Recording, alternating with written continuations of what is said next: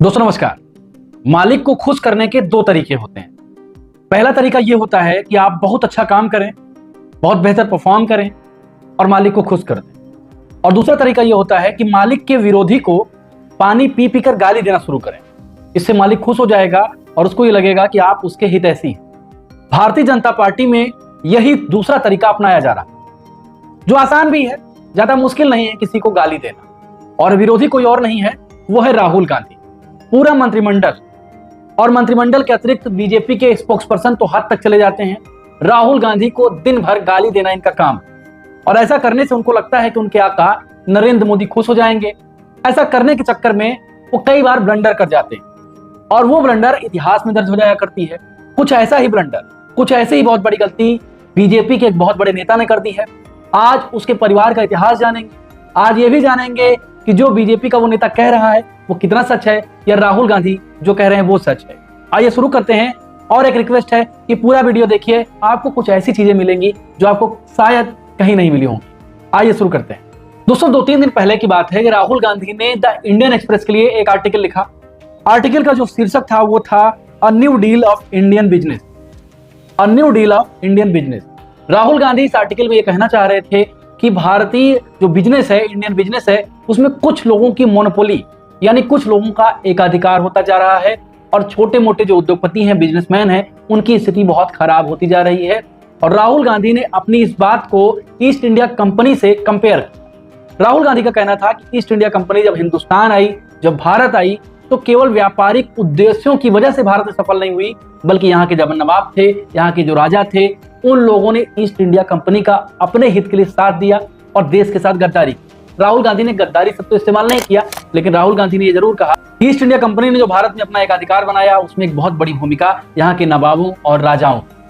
राहुल गांधी ने कहा कि देश के संसाधनों पर सबका हक है, किसी एक व्यक्ति की मोनोपोली नहीं होनी चाहिए। जब राहुल गांधी ने आर्टिकल लिखा, उसके एक दिन बाद राहुल गांधी ने एक बयान और दिया। उन्होंने कहा कि बीजेपी के एक सीनियर मिनिस्टर कई उद्योगपतियों को फोन करके धमकी दे रहे हैं और कह रहे हैं कि मोदी सरकार के हक में, मोदी सरकार के समर्थन में आप ट्वीट करिए, सोशल मीडिया पर लिखिए। अब इसमें कितनी सच्चाई है मैं नहीं जानता हूं, लेकिन राहुल गांधी के आर्टिकल लिखने के बाद बीजेपी के दो नेताओं को बहुत बुरा लगा है।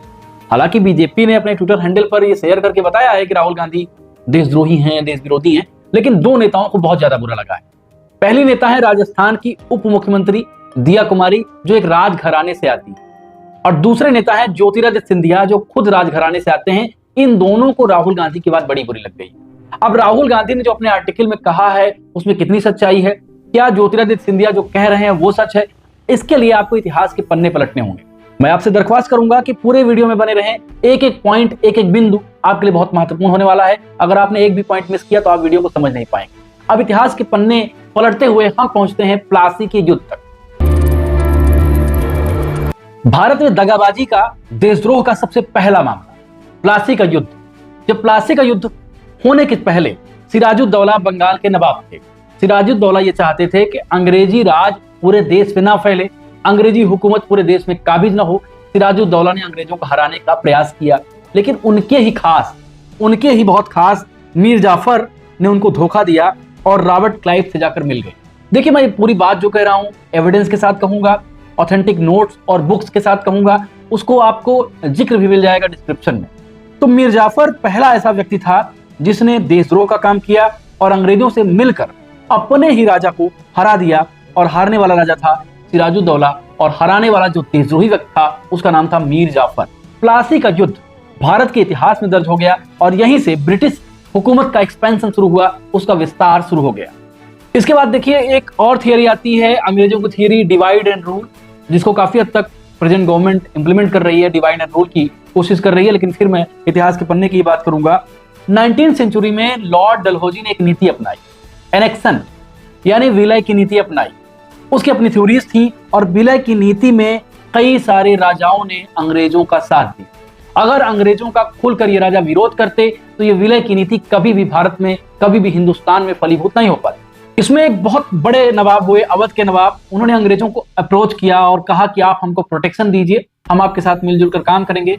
हालांकि 1856 में विलय की नीति के तहत अवध को भी मिला लिया गया, लेकिन फिर भी इन नवाबों ने, इन राजाओं ने काफी हद तक अंग्रेजी हुकूमत की मदद की। इसीलिए जब जब सामान्य जनता, मजदूर, किसान लोगों ने अंग्रेजों के खिलाफ विद्रोह करने की सोची। इन राजाओं और इन नवाबों ने अंग्रेजों का साथ दिया और ब्रिटिश हुकूमत और भी मजबूत होती गई। विलय की नीति के तहत आप समझ पाएंगे कि किस तरह अंग्रेजों ने टैक्टिक अपनाकर, बांटो राज करो की नीति अपनाकर भारत को अपने वश में किया, नियंत्रण में किया, और यहाँ के राजाओं ने बहुत ज्यादा साथ दिया। उसके बाद फिर बारी आती है 1857 के विद्रोह में। कोई इसको स्वतंत्रता संघर्ष कहता है, सावरकर भी अपनी किताब में इसको स्वतंत्रता संघर्ष ही कहते हैं। ये एक निर्णायक लड़ाई, ये लड़ाई आम इंसान की लड़ाई थी, लेकिन इसमें कई सारे राजाओं ने, कई सारे नवाबों ने अंग्रेजी हुकूमत के साथ मिलना उचित समझा और देश के साथ फिर गद्दारी। और इस गद्दारी में एक बहुत महत्वपूर्ण रोल प्ले किया ग्वालियर के राजा सिंधिया ने। सिंधिया जिनके वंशज हैं ज्योतिरादित्य सिंधिया, उन्होंने देश के साथ गद्दारी की। मैं ऐसे नहीं बोल रहा हूं, मैं फुटनोट, हिस्टोरिकल नोट्स और बुक का उदाहरण आपको जरूर दूंगा जिससे आपको समझ में आए कि मैं ऐसे ही नहीं बोल रहा हूं। जब 1857 के विद्रोह की चिंगारी मध्य प्रदेश में पहुंची तो ग्वालियर के उस समय राजा थे महाराजा सिंधिया ऑफ ग्वालियर। इन्होंने ब्रिटिश हुकूमत की तरफदारी की और ब्रिटिश हुकूमत की तरफदारी करते हुए इन्होंने कहा कि आप हमको प्रोटेक्शन दीजिए। आप याद करिए, यही वो दौर था जब रानी लक्ष्मीबाई और तात्या टोपे जैसे महान वीर सपूत अंग्रेजों के खिलाफ लड़ रहे थे, लेकिन ये सिंधिया, ये देशद्रोही सिंधिया अंग्रेजों की बिल में जाकर छिपा था, अंग्रेजों से संरक्षण मांग रहा था, जिसके वंशज हैं ज्योतिरादित्य सिंधिया। क्रिस्टोफर हिबर्ट एक किताब लिखते हैं द ग्रेट म्यूटिनी, 1857 के संदर्भ में किताब है। वो कहते हैं the loyalty of certain princess in 1857 showed that the quest for power among India's ruler overshadowed any nation of united front. This loyalty contributed to the collapse of rebellion and prolonged British rule.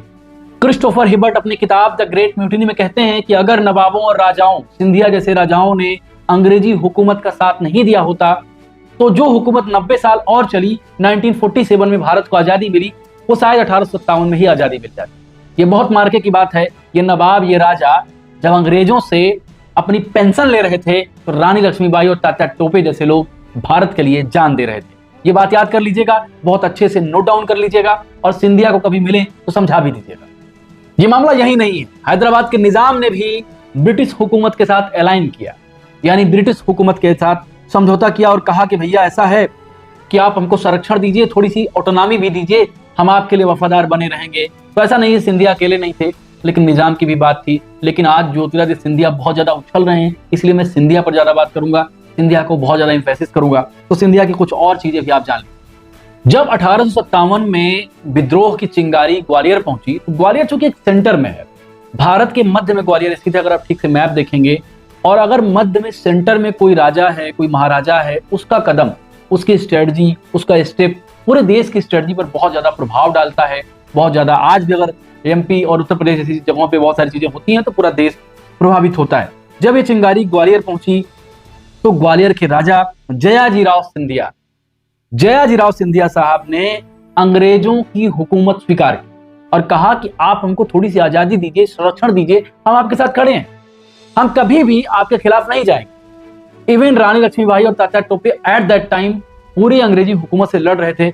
इसी बीच जयाजीराव सिंधिया, जो ज्योतिरादित्य सिंधिया के ही ancestor हैं, उन्होंने अंग्रेजी हुकूमत का तलवा चाटा। एकदम साफ बता रहा हूं, थोड़ा सा बुरा वर्ड है लेकिन ये वर्ड सही वर्ड है। उन्होंने अंग्रेजी हुकूमत का तलवा चाटने में अपनी समझदारी बरती, थोड़े से स्वार्थ के लिए, अपने राज्य के लिए, अपनी बेहतरी के लिए ऐसा काम किया। Christopher Hibbert the great mutiny में कहते हैं, और ये बात कहते हैं, द लॉयल्टी ऑफ सिंधियाज, यानी सिंधिया की जो लॉयल्टी अंग्रेजों के प्रति थी, specially Jayajirao Scindia's decision to align with British, यानी ब्रिटिश हुकूमत के साथ जयाजीराव सिंधिया का अलाइन होना, ब्रिटिश हुकूमत को स्वीकार करना, was pivotal in quelling the rebellion of central India, यानी सेंट्रल इंडिया, मध्य भारत में जो 1857 के विद्रोह की लड़ाई थी उसको दबाने में इसने बहुत महत्वपूर्ण भूमिका निभाई।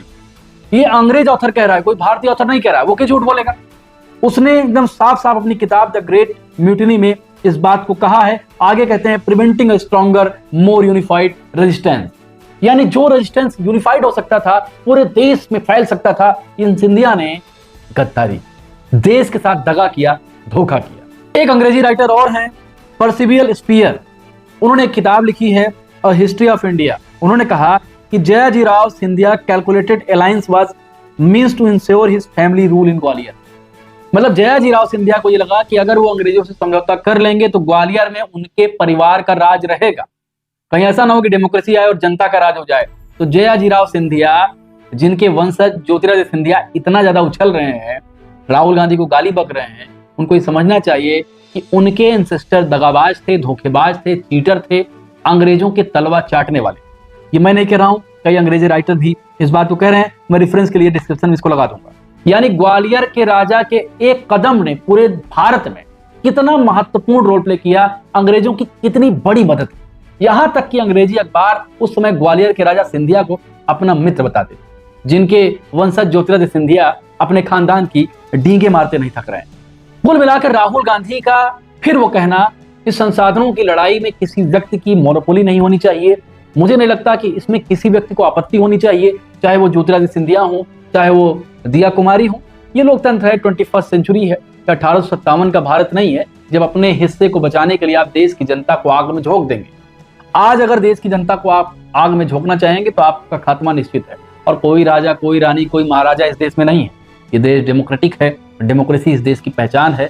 जो काम करेगा, मेहनत करेगा, जनता उसको सर उठाएगी, जो काम नहीं करेगा उसको बाहर भी कर देगी। इसलिए ये तथाकथित राजा, ये तथाकथित गद्दार चुप रहे तो बेहतर है। आपको वीडियो कैसा लगा? आपको क्या लगता है कि सिंधिया ने गद्दारी की कि नहीं? अगर आपको ऐसा लगता है तो अपने व्यू भी आप कमेंट बॉक्स में दर्ज कर सकते हैं। कमेंट बॉक्स में चर्चा भी कर सकते हैं, बातचीत भी कर सकते हैं कि आपके अपने पर्सपेक्टिव क्या है। इसी तरह के वीडियोज को लगातार पाने के लिए चैनल को आप सब्सक्राइब कर लें, बेल आइकन दबाना ना भूलें। बहुत मेहनत से वीडियो बनाते हैं, इसलिए लाइक जरूर करें, कमेंट जरूर करें और अपने दोस्तों में वीडियो को शेयर भी करें। नमस्कार।